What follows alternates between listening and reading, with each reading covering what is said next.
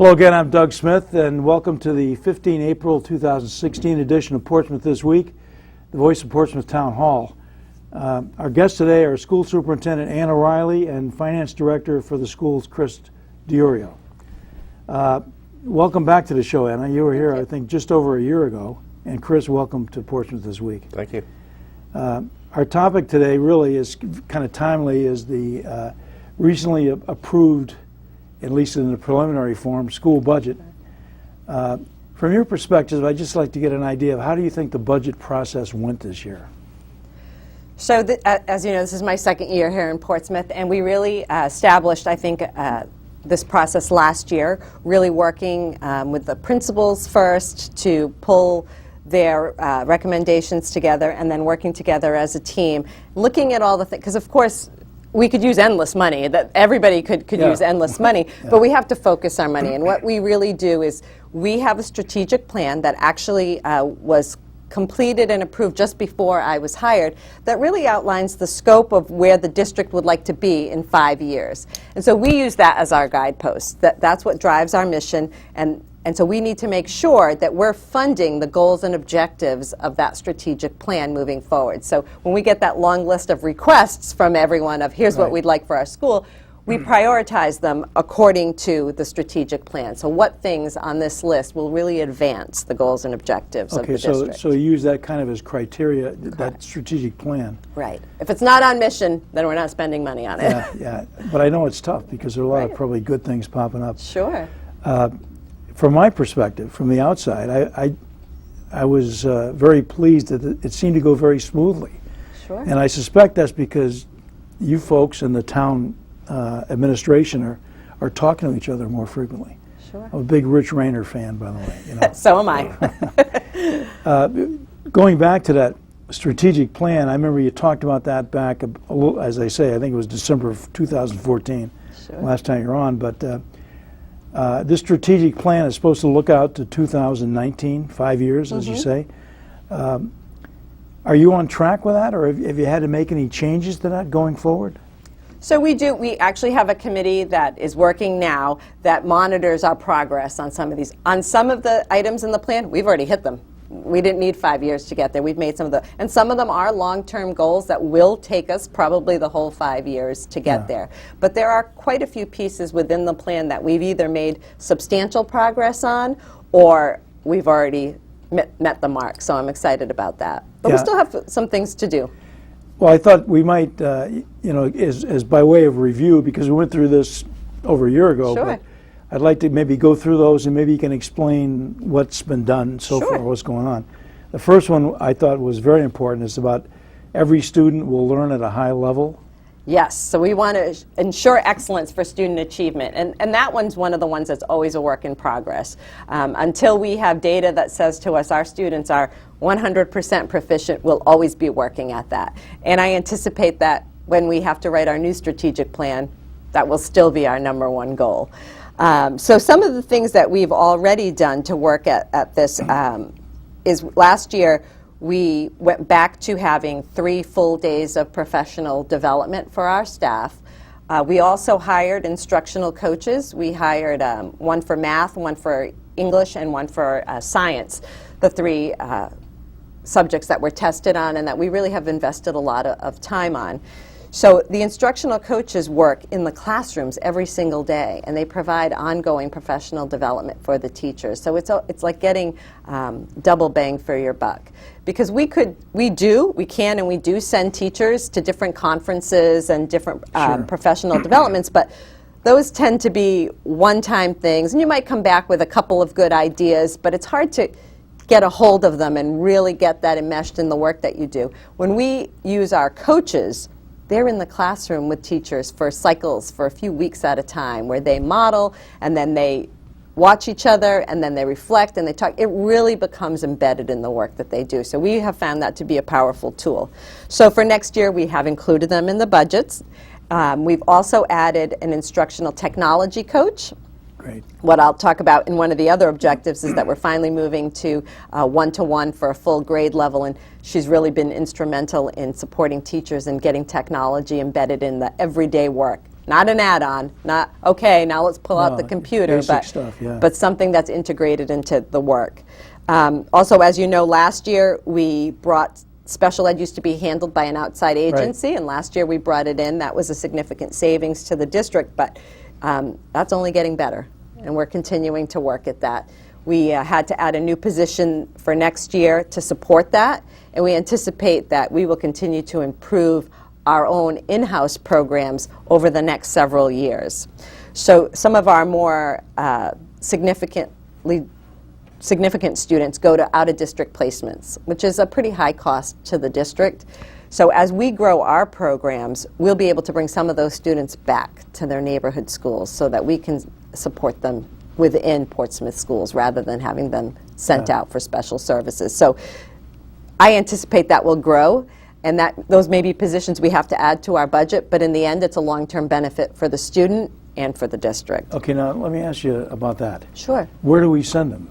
I mean, like, as an example. So one of the places that we send them is the Bradley School in Portsmouth, which provides more intensive social-emotional support than we were in the past able to provide here in our schools. Okay. But that is one of the programs that we're growing in the district. So we had this year a classroom to support students with social-emotional needs at the elementary, at the middle, and at the high school. Okay. And the stronger we get in our programs and the more those grow, the more students we can bring back. Sure, maybe people start sending their students to us.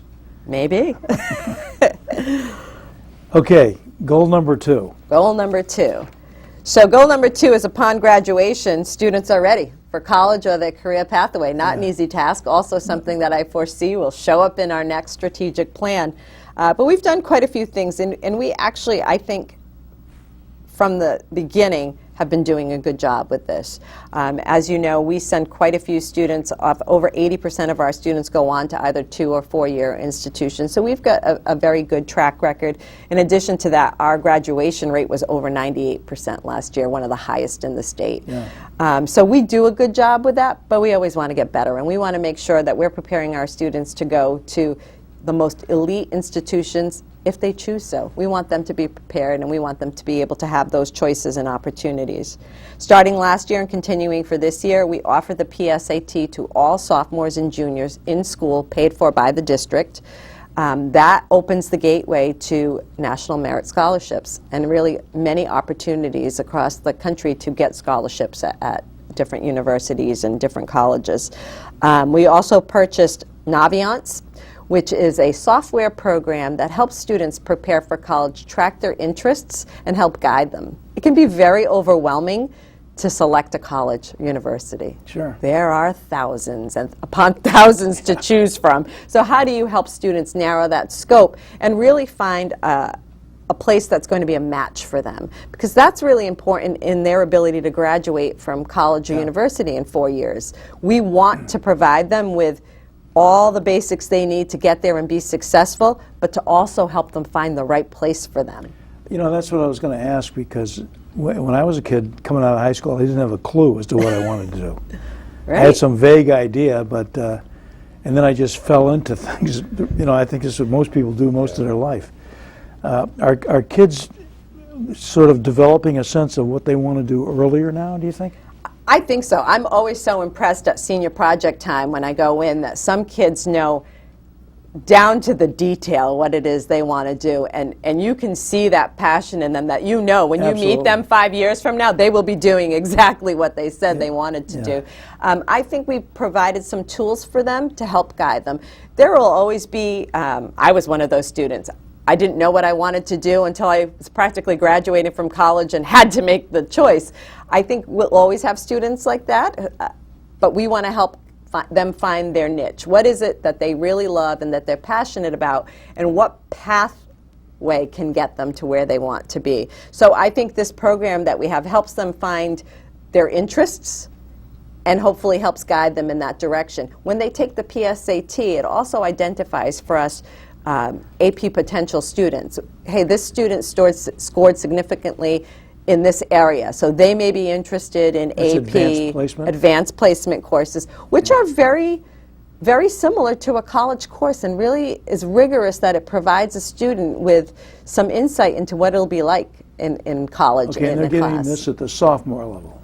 They take that test at the sophomore level. We get the results at the end of the year in time for them to schedule for junior and senior year. Okay. Although we do offer a couple of AP classes for sophomores, because some students know from when they're 10 what they want to be. They're already down that pathway. But the AP potential will come out when their PSAT scores come out in the spring. So Let me get back to this Naviance, because this is kind of interesting to me. So what is this like? Every student has a personal every thing? student has a personal Like account. a personal guidance officer almost, right? Yes, and they do have a guidance counselor, except our guidance counselors have a pretty significant caseload. They all have probably around 130 students or so, and they don't have the opportunity to meet with them every day. Sure. So we need to have some tools for them to help guide those conversations with students when they do meet with them, because those visits become more intensive as they get to be juniors and seniors and are looking at that college process. So we want to grow a pathway for them so that kind of along the way they're learning about themselves and they're trying to make some decisions about where they're going after high school. Yeah, very interesting. Yeah. I'd love to see some of that, but I know all these login things are for students or faculty. Sure, but Naviance actually has a great website you can explore and kind of see what it's about, what it's like. Maybe And we're I'll do just, that. it's only a year, we're completing our first year with it this year. So next year, hopefully, as our staff gets better at using it and the kids get better at using it, it will really become a good wealth of information for parents, students, and our staff. I did go online, by the way, and looked up the STAR program. Oh, That's yeah. another interesting thing. But Sure. and you get some good, like you say, you get a good idea what it's about, but you Sure. can't actually see this stuff. Right. Anyway, it's very interesting. One of the things you had down was a review of graduate requirements. Is that something that is done fairly early for kids in school now? So graduation requirements are usually outlined by the state, and then we have to at least take the minimum from the state, and then we can make that more rigorous if we so choose. And that hasn't been done for a few years. As you know, we have a new commissioner of education, and he has put out to all of us that we will be reviewing graduation requirements at the state level. So once that happens, then we will, as a district, be looking at reviewing our own graduation requirements and deciding if we're going to just match the state, if we're going to add our own criteria to it. So Portsmouth right now is aligned to what the state requirements are, but we also have some distinctions for students. So one of the distinctions that we have is that you can earn a STEAM certificate: science, technology, engineering, art, and math. And we have some criteria for that. So I think this is a great opportunity statewide for us to make those credentials more visible to universities and colleges, so that when they see one of our students with that distinction, they have a good understanding of what it means, because it's pretty impressive. It means students have taken an AP course or a high-level course in almost all of those areas. That's a pretty heavy caseload for a student. You have to be really dedicated and diligent to earn that endorsement, and we want to make sure that gets publicized so that a college or a university that sees that recognizes what caliber of student is coming to them. Yeah. Now those kind of standards that are set, I can see how that relates to the PARC process, the tests, and which I think is a good thing, because that thing wasn't developed by just a local group. Sure. You know, this is a countrywide group that looked at all these things, said this is what kids are going to need, and so we have to figure out where are they in these areas, and so that's why I think PARC is a good idea, as I told Tom last week. That's great. Number 3, and this is basically like management essentially. Right, so this is effective leadership of our human capital, and this is when we really talk about our staffing. And I think you'll see a lot of links in here to the fact that Rich and I work very well together and have really formed, I think, a good partnership. So next year, we will again share the cost of the school resource officer with the town. It's been a great addition to the high school, and we hope to keep that role there and keep it growing. As an aside, I've known Scotty Sullivan since he was a kid himself. I'm not surprised. He's And I don't very want to well tell you known. what kind of a kid he was either. I'm sure he wouldn't either. So. We've also partnered with the town to look at hiring a shared facilities director. We have a facilities director, but they have not had that similar position on the town side. Our person's contract is up. He's looking to retire. Don Davidson? Don Davidson, yes. Yeah. So I think we are working together we have an RFP out that will be in a couple of weeks to look at if we can hire someone together that will kind of provide a leadership role for all of our facilities management, something that will help guide us in our future capital endeavors and our future maintenance efforts. So we can throughout the see town. whether there's, a payoff to joining forces here and things Absolutely. Sometimes, besides just the cost efficiency, sometimes there are other mutual benefits, and really having an eye into what's going on in both areas and what the needs are. Yeah, well, that's why I think your meetings, I think they're weekly now. Yes. Go a I'm long missing way one then. today because I'm here. I'm sure, We'll I'm make sure it your out. people will catch up. Catch you up on it. Absolutely. We are also, the coalition has been providing financial support along with some grants from the Department of Health to have a student assistance counselor present at the high school. She works there every day with our students. That had become quite a burden financially for the coalition. What coalition is The this? Prevention Coalition? Oh, yeah, PCC, sure, absolutely. Yes. So we have taken that up in our budget. So we will be funding the position through the school department. That's great. Ray Davis and the group will be happy about that. Yes, they are. They are. It frees up some funds for them to do other things for students that they haven't been able to do because they've absolutely. dedicated this funding. The other thing that we've been working on is ramping up our emergency, our crisis plans. We've been working at updating those, and so we've hired a safety officer for next year who will guide those efforts. He's actually a local and national leader in this area, and we had the good fortune to hire him as our truancy and attendance officer, and then found out he had this great expertise, and so we've tapped into him for next year and expanded his time with us to help work through. We're putting together a community group that will include the chief of police and the fire chief and Rich Rayner and myself and some other folks to really review all of those plans and come forward with a good plan, a new plan for moving forward. And then we also had a review of our staffing at middle and high school. We hired an outside group, the District Management Council, a group out of Harvard that does these kind of different measures and reviews of scheduling or enrollment and all that. We asked them to work with us at the middle and high school level. And based on our enrollment, they made some recommendations, and so we've reduced staffing by 5 full-time equivalents. So we've reduced by 5 teachers at the high school. 2 folks by attrition, and then we'll have to reduce by 3 other folks. So that's a little bit of the piece of our budget that there's been a decrease in, kind of an offset. Yeah. But Citizens like to see those too, I can tell you. well, our enrollment has declined, not at an alarming rate, but following the birth rate, it's been steadily declining absolutely. over the last few years. It seems to have leveled off, but that leveling won't catch up to the upper end of the middle school and the high school for a few more years. Our enrollment K through 5 is pretty steady, but it's significantly lower than our 6 through 12 enrollment. So over time, it'll even out again, but right now it seems to be pretty flat, so that's good, but we still have some adjustments to make. Absolutely. The fourth objective has to do with stakeholder support. You want to talk about that a little bit? Right, so this is stakeholder support with physical infrastructure and working towards 21st century goals. And I know Chris will highlight some of our capital work when I get through the goals. Sorry, Chris, I'm not giving you a lot of I'm leads just here. waiting here. Patiently waiting. So I started to hint at the fact that, or I didn't hint, I told you we're going 1-to-1 next year at grade That's 6. exciting. It's really exciting. The kids are excited, the teachers are excited. We piloted this year, and they only got to have them for 3 or 4 weeks at a time, and no one wanted to give them up, and everyone was looking forward Okay, to maybe having everybody them. doesn't know what that means, but you're talking about a device to every kid. A device. And after piloting this year, we did pilot both a laptop and an iPad, and the consensus was to go with the laptop, so we will be buying Chromebooks for all of our 6th graders for next year, and the hope will be to add a grade every year. We don't know what that device will be because we really want the staff and the students to work together on which device works best for that grade level and that curriculum.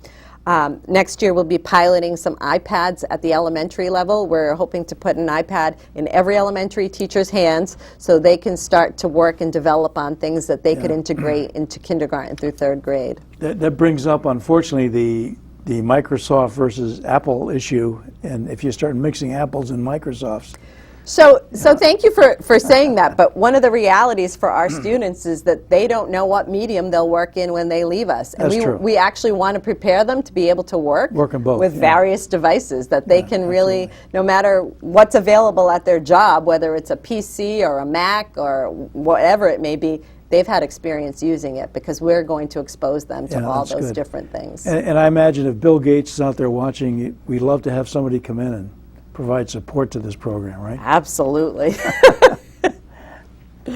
The other thing that we're investing in is really one of those kind of almost an afterthought, but we've got some really tired buildings. They're in great shape. Our maintenance folks and our custodians do a fabulous job of really keeping our buildings clean and as updated as they can, but they're old buildings. Yeah. And so some of the furniture and fixtures just need replacing. Some of them have just been around, just like you can only keep a sofa so long at your home, there's only so long we can keep a desk or a chair. And so we've dedicated some additional funds this year to start to replace some of those things in more of a cycle. We've kind of just been buying things when they're broken, and we really want to get in a place where we're replacing things before they fall apart. Yeah. So that's an add-on in our budget that we've kind of beefed up. That used to be a very small line item, and we've decided to dedicate some funds. Yeah, I think you have to do that. It's kinda, it's like our roads. Same exact thing. Correct. Okay, number 5, I'll let you explain that one. Sure. And this one will launch right into Chris. So objective number 5 is really managing the finances to make sure all these other things happen. Chris has spoken a lot in front of both the school committee and the town council about the process that we go through with RIDE in order to receive reimbursement for our capital projects.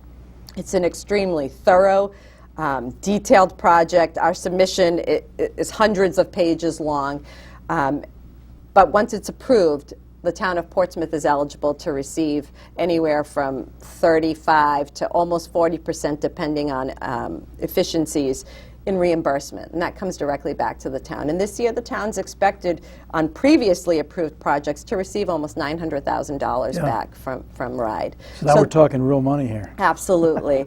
And our capital budget was approved, and 35% of that, if we're approved by the Board of Education in May, will be eligible for reimbursement. So those things are exciting and worthwhile, but they are a very involved process, and we're really fortunate because Chris has really been recognized by the state as being an expert in this. Oh, that's good. Yeah, so it's really lucky for us that we have someone who really knows this process very well and deeply, so that we're pretty confident. I hope the Board of Ed will see that in May when they vote. I hope so too. Yeah.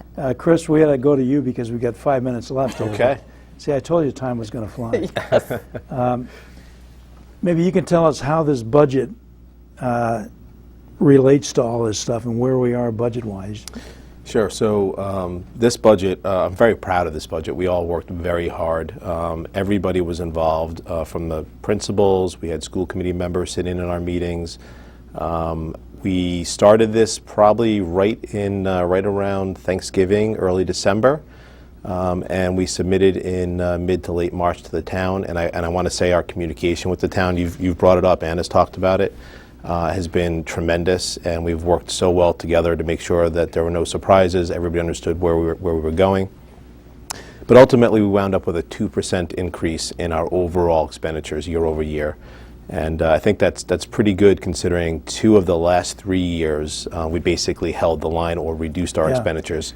Now, I think most people in the community know that Portsmouth is losing state aid. When the new funding formula went in a few years ago, there's a transition period of 10 years, and so as we start to lose state aid, even if we're holding the line on expenditures, we need to go to the town to fill that gap from the state. So we've had to ask for a 2.4% increase in the town appropriation to support our 2% increase in expenditures. And I feel like all the things that the superintendent just talked about that we were able to put into this budget to support the educational goals, the teaching and learning, and to do that and only have a 2% increase, I'm very proud about that. So I think this budget is extremely well thought out, well vetted, and I think it accomplishes all the goals that support our strategic objectives. Yeah, well, that's great. And again, as a resident, I love to see you folks working together on these things. Yeah. I'm constantly amazed that people who feel our taxes should never go up, they should always be the same, when prices around us are going up like crazy every year. I mean, nothing seems to go down. So I commend you for holding the increase down to as low as you had. We're down to a couple of minutes here, and I'd like to just ask you, perhaps, Anna, aside from money, which is always out there, what's your biggest concern going forward?